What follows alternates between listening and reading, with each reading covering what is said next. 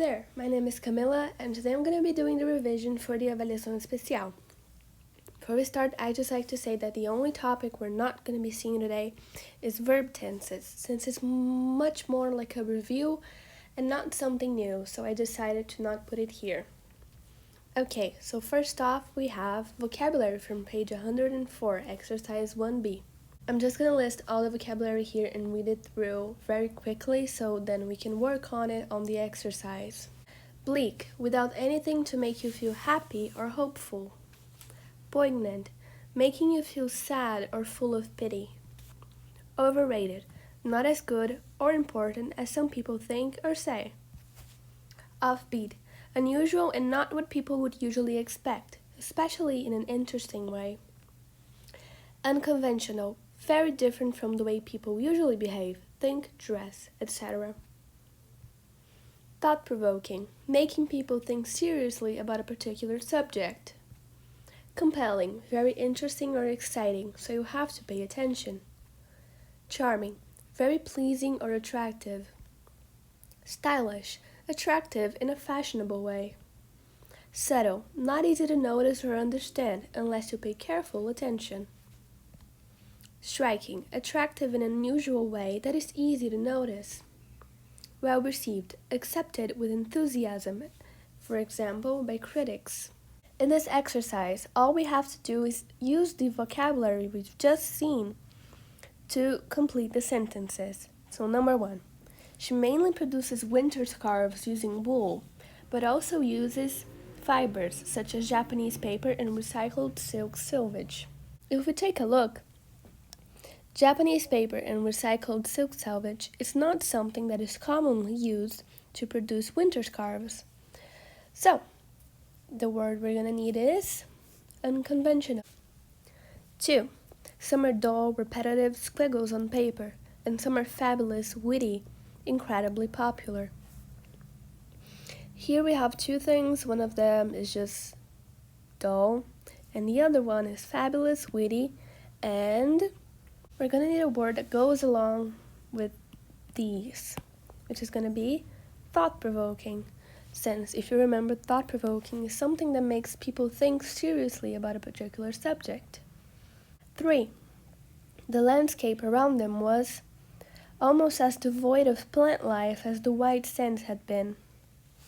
So here we need something that is devoid of plant life and doesn't have anything special about them, if you remember the vocabulary. And you can see here that the word we need is very small, so you pretty much figured that it was bleak already.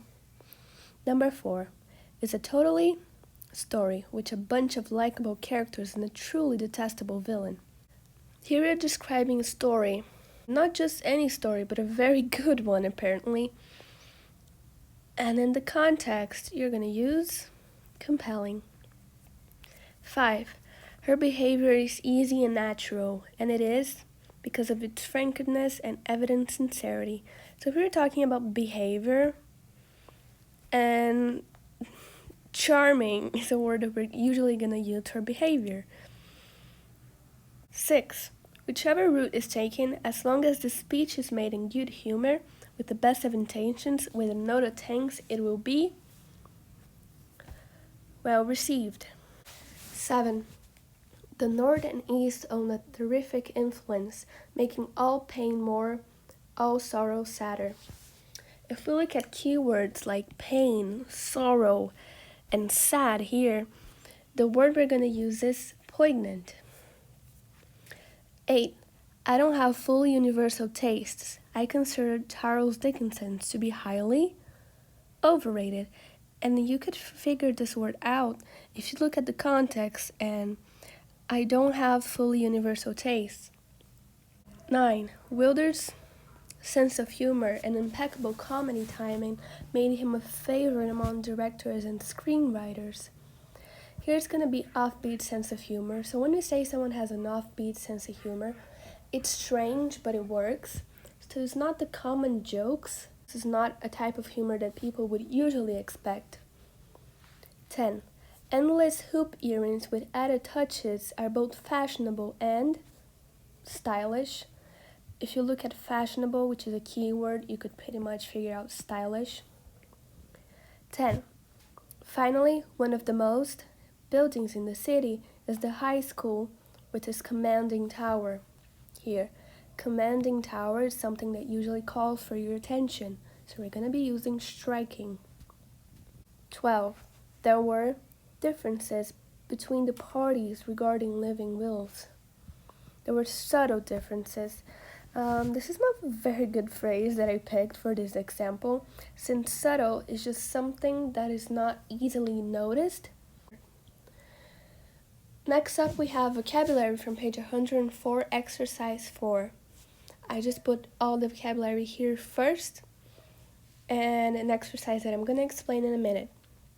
So depict, show, engendering, leading to, orchestrate, organize, preoccupations, worries, concerns, onlookers, people who were watching, at random and systematically, spectrum, range, overran, went on longer than, peaceful, serene, calm, voyeuristic, as if someone enjoys watching other people's private lives.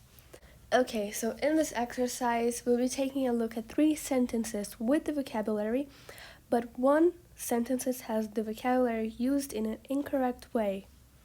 A. The paintings executed on canvas overran scenes from the story of Ulysses. B. How we remained silent during our exchange, looking from one of us to the other, content to let us orchestrate the production. C. A dancing man wearing only a body stocking, a strategically placed bag, and a bearded mask was especially popular with the onlookers. Okay, so first, I'm just gonna highlight the vocabulary. Okay, so overran, orchestrate, and onlookers. Just looking at number 1, you can see that the word overran doesn't really make sense since the paintings don't overrun anything. So it will be A, and the correct word is depict. Again, A. An optimistic projection about the future, on the other hand, provides multiple possibilities for engendering more topic-related talk. B. The work overran by nearly a year. C. In more serene surroundings, perhaps we could come to some understanding and move forward in a mutually voyeuristic way. In number A, when we say engendering more topic-related talk, we're just saying that it's going to generate more topic-related talk, so it's going to create. So it's right. B, the work overran by nearly a year, so it passed the deadline by nearly a year. C, in more serene surroundings, so calm surroundings, perhaps we could come to some understanding and move forward in a mutually voyeuristic way. Voyeuristic in this sentence does not make sense, since voyeuristic is enjoying looking at someone's private life. So here is the alternative C, and the correct word would be peaceful. Next, A. More likely, it reinforces a suspicion and perhaps fear that the preoccupations of the specialist do not capture the wider imagination. B. The group includes students from both ends of the social onlookers. C. The winning entry will be first correct answer drawn at random. D. Some found the show too voyeuristic or exploitative. A. So, preoccupations, it's right in this context, since we're talking about fear and suspicion. B. The group includes students from both ends of the social onlookers. Onlookers here does not make sense, since we're talking about a group of students. They're going to participate in probably a research or something like that. So you already know this is the wrong one, but we're going to keep going. C. The winning entry will be the first correct answer drawn at random. So, drawn unsystematically. D. Some found the show too voyeuristic or exploitative. So probably a reality show or something like that. Vocabulary from pages 106 and 156. 3-part multi-word verbs. A phrasal verb is the combination of a verb and a preposition. The meaning of this combination is different from the meaning of its separate parts. These are all the phrasal verbs. These are all the phrasal verbs we're studying this bimester, and I'm just going to read through them very quickly before I show you guys some more examples. Get away with, to succeed in avoiding punishment.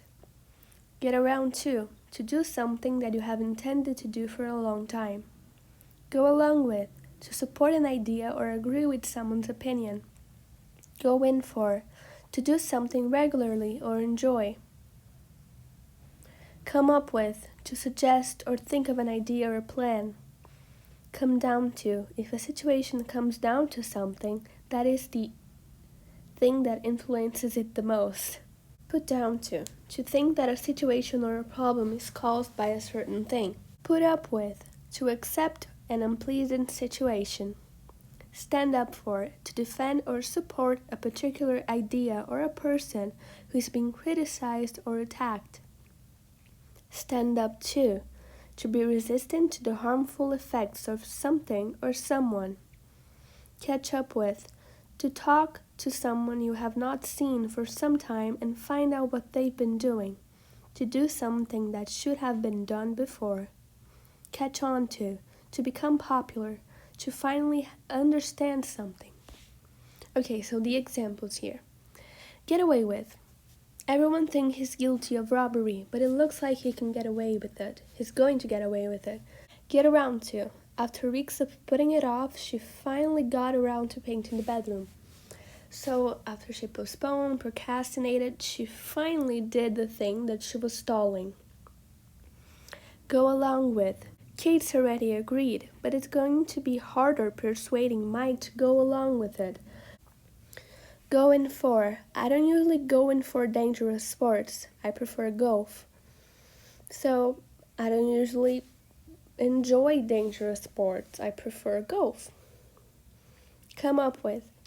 Gavin came up with the idea of dividing the rooms in half. So Gavin was the one that created where the idea originated, He was the one who came up with the idea of dividing the rooms in half. Come down to. It all comes down to money in the end. Put down to. She did seem rather unhappy, but I just put it down to the pressure she was under at work. Put up with. He's so moody. I don't know why she puts up with him. I don't know why he tolerates him, Stand up for. Don't be bullied. Learn to stand up for yourself and what you believe in. And I'm just going to go ahead and read stand up to so you guys can see the difference. So stand up to. If you stand up to him, he'll probably back down. So when you stand up for someone or something, you're defending it. When you stand up to, you're going against it. Okay? So catch up with. I must catch up with you sometime. So just have a talk, see what's going on in your life. Catch on to. He doesn't take hints very easily, but he'll catch on to what you're saying eventually, so he will understand what you're saying. Next, we have grammar, tenses for unreal situations. This here is the exact thing that you can find on page 144. And I just put it here so we can read it again, remember, and take a closer look. When we're going to use its time. Use its time plus past simple to say that something is not happening, but it should be. For example, it's time you went home. You can also use it's high time past simple or it's about time past simple. For example, it's about time you had your hair cut. It's high time we had a holiday. Use what if, suppose, supposing, plus past simple to ask about imaginary situations and their consequences in the present or future. These are similar to second conditional questions. For example, what if you missed the plane? So this person is wondering about what would be the consequence if that person had missed the plane. So, suppose you got injured. What would the coach say? Supposing they gave you the prize, how would you feel? So here they're just wondering about what would have happened if certain things had in fact happened. We can also use these expressions with the past perfect. This is similar to the third conditional. For example, what if you'd failed your exam last week? What would you have done? Would rather, would sooner. Use would rather and would sooner plus past simple to describe preferences.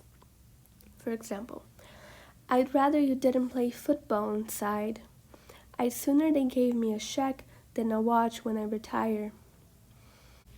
If a person expressing the preference is also the subject or the preference, use infinitive. I'd rather go to Madagascar than Hawaii. I'd sooner eat bread than cake. Okay, as if, as though. Use as if, as though plus past simple to say that appearance is different from reality. For example, she treats me as if I had a disease. So this person does not have a disease, but is being treated as such. They use this place as though it was a playground. The place is not a playground. Use the present simple, present perfect with these expressions when the situation may be true. For example, he acts as if he knows what he's doing. We don't know if he knows what he's doing, but he's acting like it, so he may know what he's doing. You look as though you haven't slept for days. The person who is saying this doesn't know if the person in fact hasn't slept for days, but it looks like it. Okay, so this was the end. I hope you guys enjoyed, and good luck on the test.